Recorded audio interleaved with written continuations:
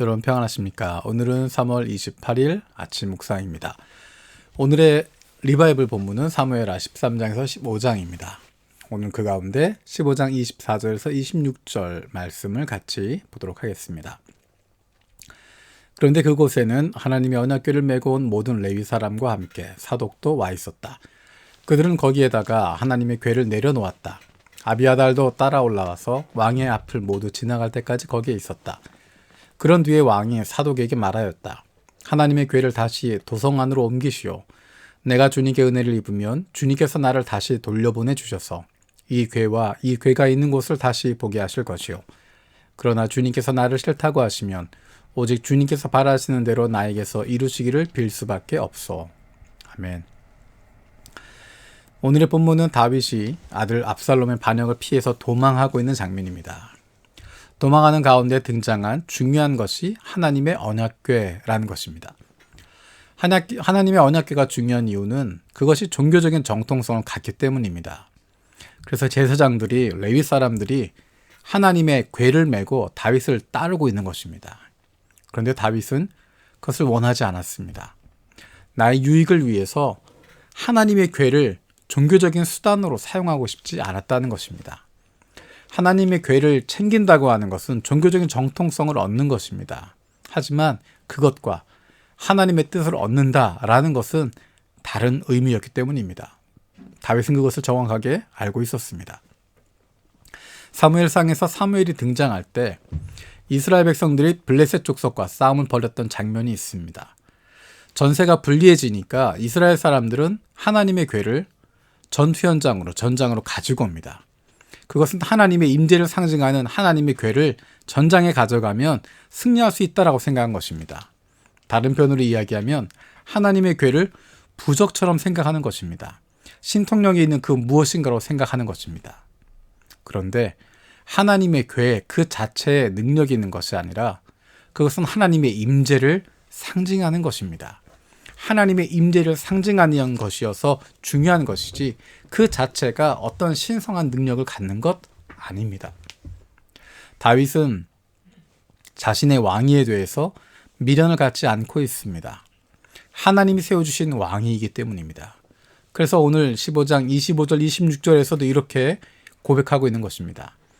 하나님의 궤를 다시 도성 안으로 옮기십시오. 내가 주님께 은혜를 입으면 주님께서 나를 다시 돌려보내 주셔서 이 궤와 이 궤가 있는 곳을 다시 보게 하실 것입니다.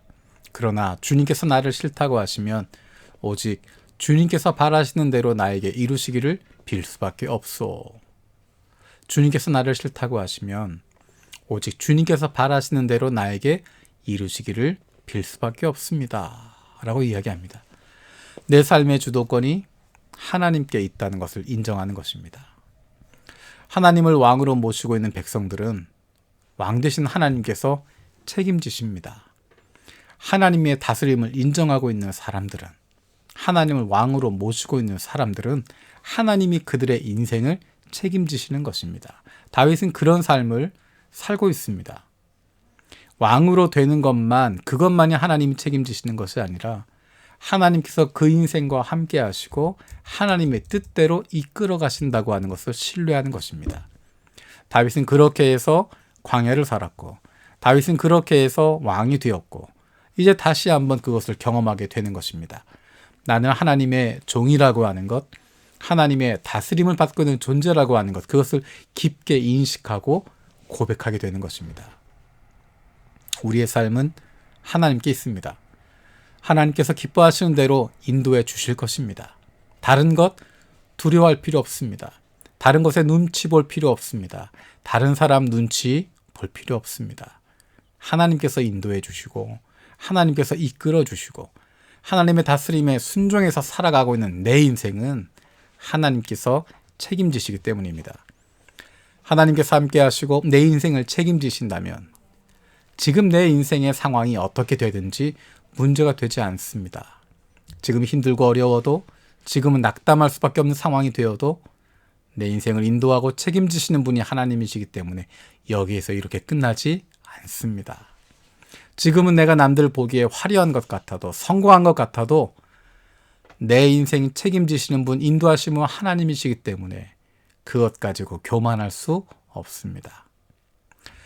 뒤로 물러설 수 있는 힘을 가질 수 있는 것, 지금의 모습에 집착하지 않을 수 있는 것, 바로 우리의 왕 되신 하나님께서 내 삶을 다스리고 계시기 때문입니다.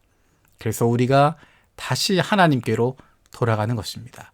그 하나님을 인식하고 있을 때, 그 하나님을 인정하고 있을 때 우리의 삶이 달라질 수밖에 없고, 어떤 상황에서든 어떠한 처지에 들어가든 언제나 담대할 수 있고 당당할 수 있고 두려워하지 않고 기쁨과 즐거움을 누리며 살아갈 수 있습니다.